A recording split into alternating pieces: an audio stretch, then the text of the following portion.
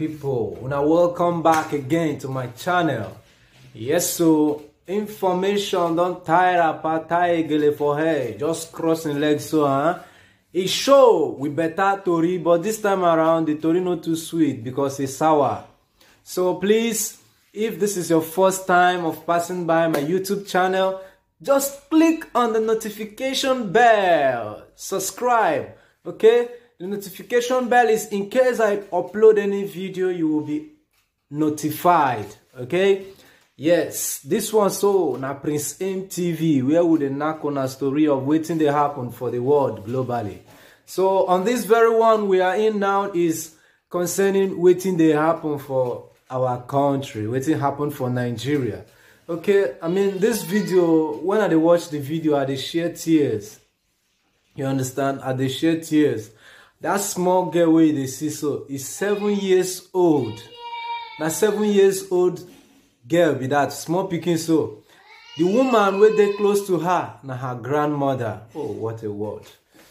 As in, this story no sweet at all. You know sweet at all. As in, I had a few pains inside me as I even dey make this video, because when I watch the when I watch the news, the video, so it dey pain me. Say people where you suppose trust, where you suppose believe, say this one do me like this. Now otherwise they do. You understand?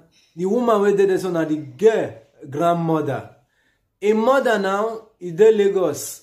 Free woman, maybe I don't know, maybe in the Lagos they do want work just to take care of herself and to also make sure maybe she will have a better life for herself and the children, but he live in Peking for his own mother, which is normal thing.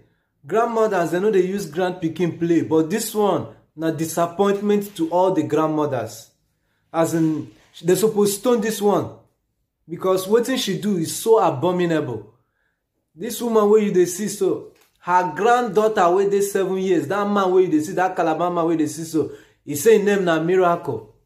That man so, they sleep with that pikin. If you sleep with that pikin finish, he go give in grandmother 1,500. What a disgrace. What a shame. Wasn't yeah. God have mercy. God have mercy. I beg my people. I beg. They know who you they leave your children with. These days, nobody is to be trusted. They don't they trust anybody again. Because even if in daughter hear this one now, you no go believe him. You no go believe him. Who go believe say your own grandmother go get mind? Your own mother go get mind in grand pikin. Use them the trade. Sex trade. They molest 7 years pikin. We no reach anything. 7 years old. See as that pikin they shed tears. Oh my God.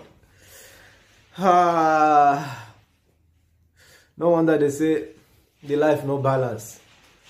But the people like this, they supposed stay for jail. They go rust for jail. In fact, they go die for jail. They see their death small. All these kind of people, they're no good. They're no good. Because they spoil the image of the grandmothers.